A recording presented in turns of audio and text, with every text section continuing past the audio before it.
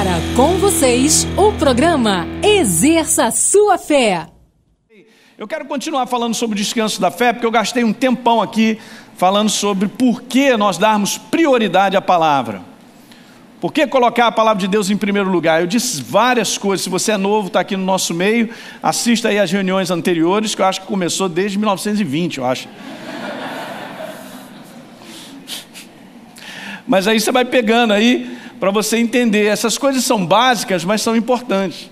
Você entende que os nossos fundamentos têm que estar sempre sendo verificados? É nem em cima desses fundamentos que nós estamos de pé. Diga aleluia.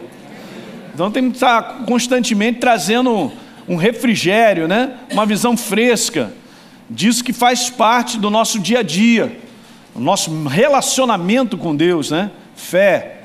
Então estou falando sobre o descanso da fé. Eu quero entrar numa área falando sobre alguns inimigos do descanso da fé. Anote aí no teu caderno, não deixe de trazer um caderno. Vamos falar de alguns inimigos do descanso da fé. Eu não estou colocando só a fé, porque a fé produz um descanso, entende? No nosso coração.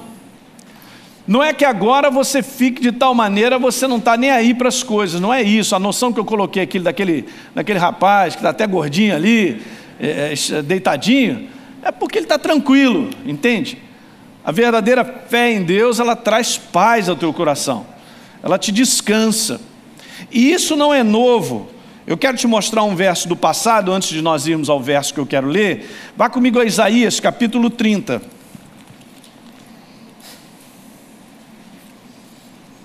Isaías, capítulo 30, já uma declaração maravilhosa, dizendo o seguinte no verso 15: porque assim, vai lá comigo, não deixe de trazer uma Bíblia, você está crescendo, anota na tua Bíblia, grifa, faz uma anotação, isso faz parte do nosso crescimento. Então, porque assim diz o Senhor Deus, o Santo de Israel, ali em você se converter, ou seja, em você mudar de direção, tá certo? E em você se aquietar, em você se sossegar, está a vossa salvação. E olha só, na tranquilidade e na confiança, a vossa força. Não parece mais ter tranquilidade de espírito, porque você tem confiado em Deus? Essa é a tua grande força, para que a gente possa resistir e vencer, e dar toda a oportunidade para Deus trabalhar. Olha que verso, eu quero ler de novo. Então o Deus de Israel, nosso Deus, disse: olha, entre ali em você se converter, você colocar a tua mente na minha palavra, ok? Em você se aquietar, sossegar, está a vossa salvação. Na tranquilidade, na confiança está a tua força. Eu não vou dispensar isso, nós precisamos disso para seguir adiante. Então, vamos falar de alguns inimigos da fé, desse descanso da fé.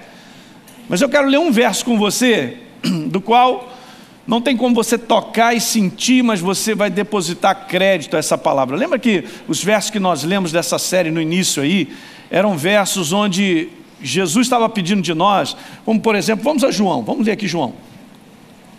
João capítulo 20, essa passagem é retratada em Mateus e em Lucas. João capítulo 20. Falando um pouquinho que nós conhecemos da incredulidade de Tomé. Mas engraçado, segundo a história, né? A gente não ouve falar muito de Tomé, e a gente fica aqui dizendo que é um mané esse Tomé, né? Ah, incrédulo, como é que pede, depois não fala mais nada sobre ele. Provavelmente ele não deve ter sido nada e tal, mas segundo a história, os historiadores da antiga igreja, diz que Tomé foi um cara de Deus e levou o evangelho para a Índia, sabia? Lá ele foi martirizado. Aliás, de todos os discípulos, todos foram martirizados. O único que morreu de morte natural foi João, o mais novo e o que viveu mais sobre a face da terra. É detalhe. Mas olha só, Jesus chega para Tomé e diz para ele assim: olha rapaz, no verso número 25, Tomé estava assim: olha, vocês estão dizendo aí que vocês viram o Senhor, mas se eu não colocar minhas mãos se eu não vir o sinal nas mãos do Senhor, e ali não colocar o meu dedo, olha a força de você ter que tocar e sentir algo. Se eu tocar e sentir é verdadeiro. Tá certo? Esse aqui é um mundo de uma realidade natural, da qual eu e você vivemos com os nossos 5 sentidos. E precisamos. E não adianta você achar que vai atravessar a rua assim numa boa, estou sentindo que agora é boa. Pá! Você não está sentindo, você vai precisar da tua visão para olhar, meu irmão. Ok? Não adianta ter uma percepção, estou sentindo, vai ser atropelado. É óbvio. Mas quando se trata de caminhar com Deus para nós vencermos as situações que estão ao nosso redor, ou aquilo que a gente enfrenta, gente, nós precisamos disso. Depósito de crença absoluta no que Deus tem a dizer a respeito. Você não vai tintir. Pode escrever no teu caderno, você não vai tintir nada. O neurônio não vai contactar lá o negócio, não dá certo essa soma. E aí então ele disse, olha, se eu não colocar o meu dedo e não colocar a minha mão, eu tenho que sentir no lado dele. Olha como é que ele se posiciona. Ele não se contentou em dizer assim, só, deixa eu ver Jesus, se Jesus aparecer então eu vou acreditar. Não, ele queria meter o dedo na ferida lá no buraco. Eu vou te dizer, rapaz. São Tomé. E a declaração dele é muito expressa, né? Na minha versão está escrito assim, no final do verso 25, de modo algum acreditarei. Como se acreditar, do ponto de vista da verdade, fosse tocar, ver e sentir. Mas isso é o básico. Pois é, esse básico está inserido em você, porque nós somos desafiados todos os dias com esse básico. A força que o inferno tem é a força de contradizer, isso que nós vamos conversar, aquilo que está escrito, que eu não sinto, que eu não pego, que eu não toco, que eu não vejo com os olhos naturais. Mas ele trabalha do lado de fora com tantas coisas que nós tintimos, para me convencer que essa realidade aí de fora é maior e prevalece sobre o que Deus tem a dizer. Medita, hoje eu falei sobre meditar. Medita nisso, deixa o Espírito Santo amplificar coisas. Você já reparou o quanto nós estamos sempre caindo nessa tendência de sentir? Não estou sentindo Deus não. Hoje não sei. Mas hoje a reunião foi maravilhosa. Senti a presença de Deus e tal. É uma maneira de nós colocarmos isso.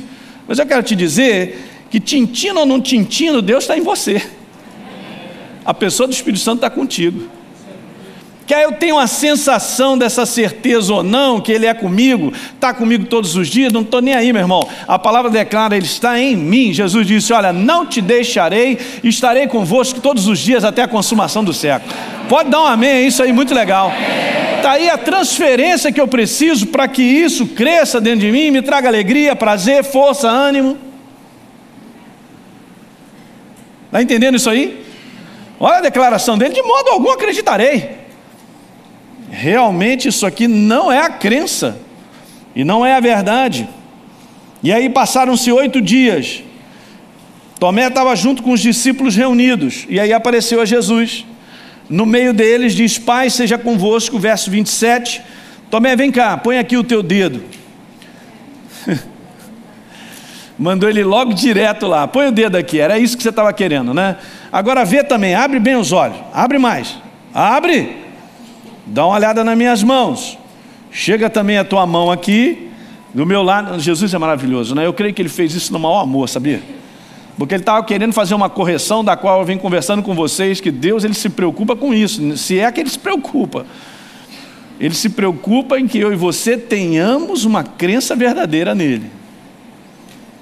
E aí Ele diz lá, põe a tua mão aqui, põe a tua mão aqui do lado, e Ele diz assim, Tomé, não seja incrédulo. É a pessoa que ouve uma verdade, você já sabe, eu venho falando sobre essa série. Se você é novo, anota no teu caderno aí, ou lá em cima da tua Bíblia. O incrédulo é aquele cara que ouve uma verdade e rejeita. Tá certo? A rejeição de Tomé foi porque ele não considerou verdadeiro a presença de Jesus, que eles haviam visto, porque ele não havia tocado, ou seja, o registro para ele de verdade é só quando eu toco, vejo e sinto, mas essa não é a verdadeira fé. Eu ensinei isso para vocês. Tanto é que Paulo diz assim, visto que andamos por e não pelo que? Ele está separando o homem exterior, o homem natural, do homem interior. Essa separação e essa disciplina, eu digo para vocês, é uma contínua na nossa vida até o final dos nossos dias. O desafio de ser transferido para o homem interior, de sair dessa plataforma do natural e ir para cá. Eu mostrei aqui um tempo atrás os espelhos, né? Na quinta-feira, durante muito tempo eu falei sobre isso, com base em 2 Coríntios capítulo 4. O homem exterior ele se corrompe com tudo isso que vê, que sente, mas o homem interior ele se renova, porque a única coisa que ele tem a fazer é depositar um crédito àquilo que está escrito. Quem está pegando? Então, incredulidade em si não é nunca ter ouvido a palavra, mas era ouvir a verdade e rejeitar, e não dar o devido crédito que ela precisa na minha vida e na sua, para que Deus opere. Anote aí para você lembrar, você vai lembrar comigo, mas para quem é novo, em Hebreus capítulo 3, verso 12, o autor ao livro aos Hebreus declara para mim e para você, olha só, Elinho, tende cuidado, jamais aconteça haver em qualquer de vós perverso coração que rejeita a verdade, que não dá crédito à palavra, que vai te afastar do poder de Deus. Se você acha que Deus está esperando ou buscando pessoas inteligentes, pessoas talentosas, ou pessoas que são acima da média para que Ele opere e libere o que Ele tem na vida das pessoas, está tudo errado, gente. Deus não faz acepção de pessoas, mas num contexto de manifestação, Ele requer de mim que eu creia nele, que eu dê crédito. Então, aí olha só, na maior simplicidade Ele declara, não seja incrédulo, cara, mas seja crente. E aí ele diz assim, olha, Tomé disse, Senhor meu, Deus meu, coitado, ele não eu acho que se tivesse um buraco ele tinha entrado, não, Paulinho? Dá licença que eu vou dar uma saidinha, que ele deve ter ficado todo... Aí Jesus chega para ele e faz assim, porque você me viu, ó, porque você me viu, porque você tocou, porque você está sentindo que eu estou presente, então, porque você me viu, você creu, e aí Jesus manda ver algo agora que é para mim e para você, bem-aventurado, abençoado o homem, a mulher, que não vê, que não deposita crédito no ver, no sentir, deposita crédito com a palavra como ela é. Então, bem-aventurados que não viram, mas que creram. Esse descanso da fé, gente, é fundamental para nós avançarmos em todas as áreas. Sabe, Deus providenciou um sistema de fé para que nós vivêssemos com Ele, porque Ele já providenciou todas as coisas. Ele criou esse sistema para que eu e você, no meio da maior doideira do lado de fora, nós tenhamos paz no nosso coração de que Ele cuida e Ele vai cumprir o propósito dEle na nossa vida. Agora pergunta se a igreja tem aprendido isso. Não, a gente tem visto as pessoas ficarem tão desesperadas e tão confusas e tão estranhas, depositando mais confiança nas coisas naturais do que um crescimento nessa verdadeira fé, que é esse tipo de comportamento. Então agora nós vamos para esse verso. 2 Coríntios capítulo 5, verso 17, produto da obra da cruz na nossa vida, a ressurreição de Jesus na nossa vida, deu essa declaração. 5,17. A quem está na escola bíblica aí na Atos, eu quero te convidar, se você não fez a escola, vim participar aqui. Nós temos uma escola toda segunda-feira, funciona por um período de 2 anos. Venha para cá assistir uma aula. Você vai só dar uma entrada no couvert, aleluia. Você vai ficar tão apaixonado, né, Paulo? Hein, Sérgio? Aí vai voltar aqui ano que vem para comer a refeição. Você vai se inscrever. Esse ano vai começar mais cedo, hein? Ano que vem, né? Então diz aí, e agora, se alguém está em Cristo Jesus, é nova criação. As coisas antigas já, eis que se fizeram novas todas as coisas. Escuta isso, Deus trabalha de dentro para fora. A grande obra de Deus na tua vida e na minha é de dentro para fora. Foi exatamente no meu espírito que eu fui transformado. Pastor, mas eu pensei que quando eu fosse lá para o espelho, meus olhos que são assim escuros, eu gostaria de ter olho verde, aleluia. Igual a Daisy, aleluia. Já reparou, o ser humano ele é tão insatisfeito consigo mesmo que volta e eu não gosto desse meu cabelo. Esse cabelo assim, tipo anjo e tal. Aí eu gosto de cabelo assim, assado. Eu devia ser assim, devia ser assado. Rapaz, ame você mesmo, rapaz. Deus te fez assim, Ele te ama. Ele olha para você e fala, tu é lindo.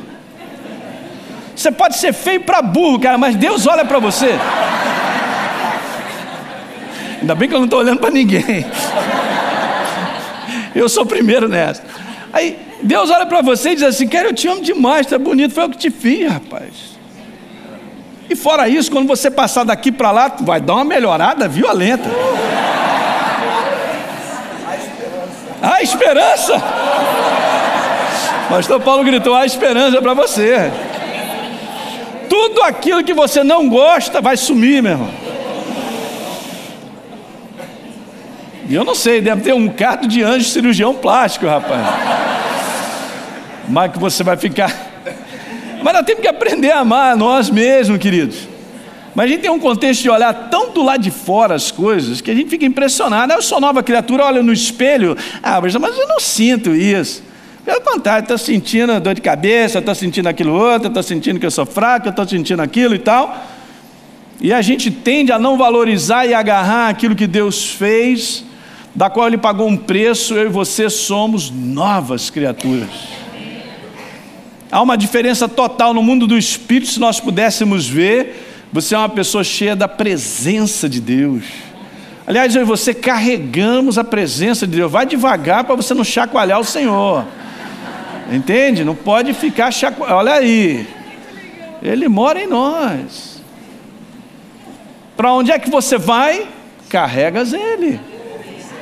Só que a igreja não é treinada a ter essa consciência. Essa é uma palavra muito importante nessa noite. De quem verdadeiramente somos do ponto de vista da obra que Deus fez na nossa vida. As coisas antigas já passaram, eu não sou mais a velha criatura. Deus trabalhou na minha natureza, eu sou uma nova criatura e você também. Ele fez uma obra, Ele ressuscitou para garantir àqueles que crescem, fossem transformados de dentro para fora.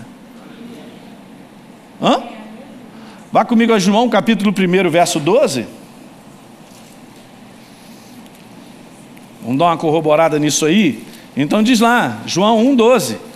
Mas a todos quanto receberam, deu-lhes o poder de serem feitos, foram transformados, novas criaturas de dentro para fora, filhos do Deus Altíssimo, a saber, aos que creem, não os que estão vendo. O corpo natural continua o mesmo. Eu tenho percebido isso e é assim que funciona. Quanto mais nós darmos crédito a uma verdade interior, porque ela trabalha no meu coração, nós dermos crédito, nós abraçarmos, mais essa verdade ela se manifesta nesse mundo. Pra você ter uma ideia, no livro de Provérbios, não sei se é no 13 ou no 15, diz lá que a alegria do coração, porque você toma posse da alegria da pessoa, do Espírito Santo está em você, formoseia o teu rosto, cara. É demonstrado pelo lado de fora. Quando o Senhor Jesus Ele manifesta a cura no teu corpo, é porque ela primeiro já está aqui dentro do teu coração. Porque eu abracei essa. Eu quero apresentar para você o grande plano do amor de Deus para com a vida do homem. Na verdade, esse grande plano do amor de Deus para com o homem se resume numa pessoa, a pessoa de Jesus Cristo. Ele é o Filho do Deus Altíssimo, que veio a esse mundo para que eu e você pudéssemos ser transformados pela vida que foi liberada na cruz do Calvário. Na verdade, Jesus morreu e ressuscitou dentre os mortos para que eu e você pudéssemos receber de graça, porque nós cremos, a vida dele concedida a mim e a você. Esse plano é simples, isso é o amor de Deus. A Bíblia declara no Evangelho de João, capítulo 3, no verso 16, que Deus amou o mundo de tal maneira que deu seu Filho unigênito para todo que nele crê não pereça, mas tenha a vida eterna. Portanto, a obra de Jesus na cruz do Calvário e a sua ressurreição nada mais é do que o amor de Deus sendo liberado em maneira definitiva para a vida do homem. Você recebe esse amor, eu também recebo por fé, então nós nos transformamos, como diz a palavra, num verdadeiro filho de Deus, uma nova criatura. Eu gostaria de orar com você. Se você quer entregar a tua vida a Jesus, se você crê nessa obra da cruz do Calvário e que Ele liberou vida em abundância para te transformar em definitivo e para que nós pudéssemos ter um relacionamento, eterno com o nosso Deus, eu quero orar com você nesse momento. Basta apenas você fechar os seus olhos, ou você acompanhar comigo essa oração, ou repetir comigo essas palavras. Eu tenho certeza que se você crer nessas palavras, você irá se tornar um verdadeiro filho de Deus e a vida de Deus vai começar a reinar no teu coração a partir desse momento. Então ore comigo e repita: Senhor, eu creio que Jesus Cristo é o meu Senhor e Salvador. Na cruz do Calvário, Ele liberou a sua vida para que eu a recebesse, e eu agora recebo essa vida de graça, eu recebo pela fé, crendo na obra de Jesus na cruz do Calvário.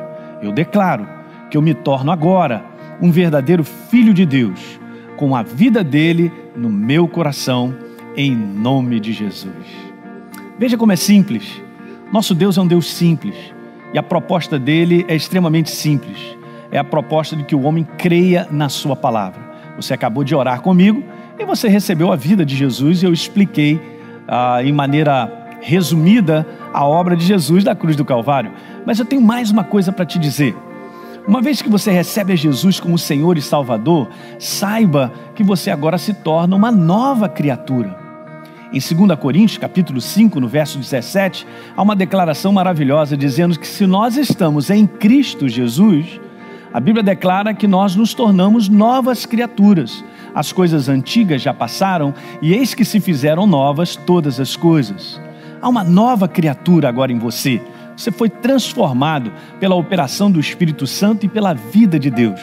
Portanto, eu também quero te dizer que ser uma nova criatura implica em nós andarmos como novas criaturas todos os dias, com base na palavra de Deus, com base nas verdades da palavra de Deus que mudam a nossa vida para sempre. Então, todos os dias, como nova criatura, nós vamos caminhando com a verdade. A própria palavra de Deus declara no livro de Romanos que o justo, justificado, aquele que recebeu a Jesus como Senhor e Salvador, ele viverá por fé. Ele viverá, em outras palavras, acreditando e vivendo as verdades de Deus todos os dias. É simples. Dessa maneira, você se tornará uma pessoa vitoriosa em tudo que você enfrentar. Porque com base na palavra, como está escrito na primeira carta do Evangelho de João, está escrito lá sobre aquele que é nascido de novo, vence. E esta é a vitória que vence esse mundo, a nossa fé. Ou seja, a nossa maneira de viver todos os dias crendo na palavra.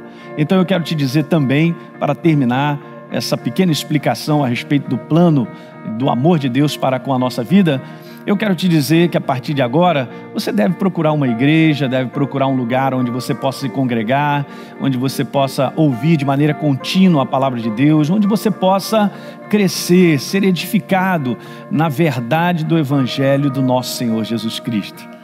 É isso aí. A palavra de Deus tem sido anunciada e milhares de vidas têm sido alcançadas com a verdade libertadora do Evangelho de Cristo através deste programa. Agradecemos a você que junto conosco torna possível o ID de Jesus, seja através da oração ou generosidade, ajudando milhares de pessoas a ouvir e exercerem sua fé na palavra de Deus. Se você deseja ser um parceiro, exerça sua fé. Ligue 0 Operadora 21 3251 3242 ou através do site www.exerçasuafé.com.br. Faça parte da revolução do Evangelho Libertador. Uma das chamadas mais importantes para a contribuição financeira, para a manutenção do reino de Deus sobre a face da terra, desse Evangelho revolucionário e libertador, é uma palavra que se encontra em Lucas capítulo 8. E eu gostaria de ler com você, Lucas capítulo 8, a partir do verso 1, há uma declaração muito maravilhosa. Jesus declara assim: aconteceu depois disto que andava Jesus de cidade em cidade, de aldeia em aldeia, pregando e anunciando o evangelho do reino de Deus, e os 12 iam com ele. Verso número 2. E também algumas mulheres que haviam sido curadas de espíritos malignos, de enfermidades. E ele cita algumas delas: Maria, chamada Madalena, da qual saíram 7 demônios, e Joana, mulher de Cusa, procurador de Herodes, Susana e muitas outras, as quais, veja como está escrito na palavra, no verso número 3, as quais lhe prestavam assistência com seus bens. Sabe, essa é uma passagem maravilhosa para nos ensinar muitas coisas. Em primeiro lugar, eu quero te dizer que toda doação para o reino de Deus, toda doação financeira para a continuidade da proclamação do Evangelho é uma doação voltada de coração. É algo que está no coração do homem. Essas mulheres, por exemplo, elas receberam a liberdade desse Evangelho. Elas foram transformadas a tal ponto, muitas foram curadas, outras transformadas pelas situações da vida, de tal forma que elas agora passaram a ser uma contribuinte, passaram agora a financiar a obra de Jesus por amor a esse Deus maravilhoso que, em primeiro lugar, as libertou. Veja que coisa maravilhosa. Eu quero te dizer que toda contribuição para o reino, ela deve ser feita de um coração que tenha certeza da obra de Jesus na sua vida. Essa motivação, essa é a palavra certa, é a motivação correta de doar. É a motivação da qual eu e você, nós temos, por amor à obra dele na nossa vida. Essas mulheres não podiam agir de outra maneira. Aquilo era tão real na vida delas que elas contribuíram para continuar, para que esse evangelho possa levar as pessoas a serem libertas, transformadas. Essa é a revolução do evangelho libertador do nosso Senhor Jesus Cristo, do qual eu quero te convidar a participar, a ser um participante dessa obra, não porque você tem que dar, mas porque você ama dar, você tem prazer em fazer isso, para ver outras pessoas serem libertas, transformadas, curadas, assim como você foi transformado pelo poder de Deus.